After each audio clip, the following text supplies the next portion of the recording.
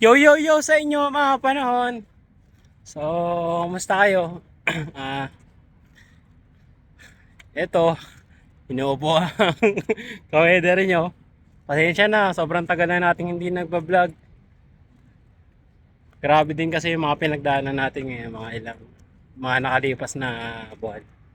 So, parang, kung actually, di ako sure kung gano'n nakatagal pero almost month na higit, no? Nung huli tayo na gano'n, naglabas ng ating vlog, mga ganitong vlog.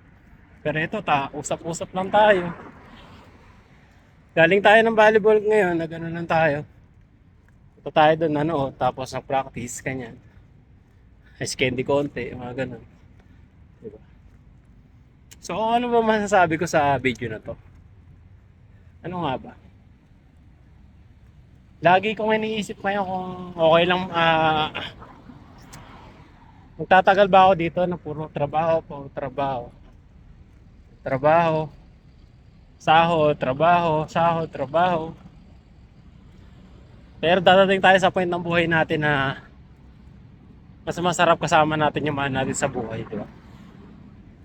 Kahit gaano kalaki yung kinikita mo dito, kung isipin mo yung pamilya mo, hindi mo sila nakakasama. Yung oras, hindi mo na may babalik na hindi mo sila kasama. Tandaan mo yan. Kaya napapaisip ako ngayon kung ano bang magandang plano sa buhay natin, kung mag-stay pa ba dito sa Dubai, ganun. Pero by the times, ano, ano daw? Pero habang lumilipas ang panahon, siyempre, marami tayo laging iniisip. Kagaya ng, paano pag nasa Pinas ka na? Anong gagawin mo sa Pinas? 'Di ba anong gagawin mo sa Pinas? Ha? Anong trabaho mo? Kikitain mo ba yung ganito yung pera? Ganun lagi yung mga tumatakbo sa isip natin pag uwi tayo ng Pilipinas. 'Di ba?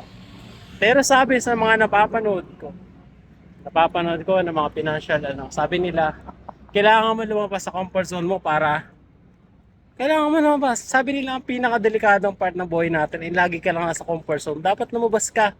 Sabi nila kung nakasarado, parang example nila kung sakaling nakasarado yung bintana, buksan mo. Kung nakasarado yung bintana, may pader, gibayin mo. Lumabas ka. Yun ang pinakamahirap na parte sa buhay natin na kailangan natin lampasan. Kailangan natin lumabas sa comfort zone natin, di ba? So, ano pa ba? Kasi ang mentality na nangyari sa atin para sa hindi ko naman sa inaano yung magulang sila. Nag-OFW din siya. Kasi alam niya, ganun yung, ito yung mga pagpatawid namin sa amin sa buhay. Which is, pero syempre, namiss namin yung mga ganong panahon na wala siya sa amin, di ba? So, ano pa ba?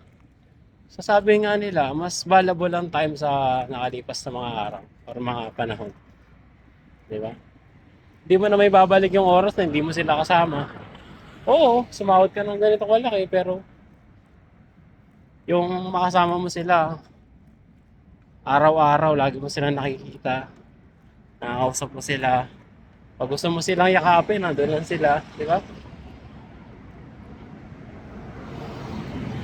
Sana dumating ako sa point na uwi na ako at maglakas loob ako na umuwi at ipagpatuloy doon ang buhay.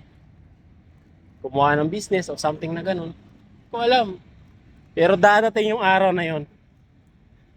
Dadating yun dahil ayoko magtagal dito. Ayoko na hindi makasama yung pamilya ko. So, ayun lang. Masyado na tayo nag-imagine. So, yahan ko ba? Ay, no. Minsan nagkiself-pity ka na lang na ganito, ano? So, ayun lang. Ako ulit, Sir Nel Baguio Panahon. Nandito sa Dubai. Gusto na umuwi sa Pilipinas. Yun lang. Check it out. Peace out.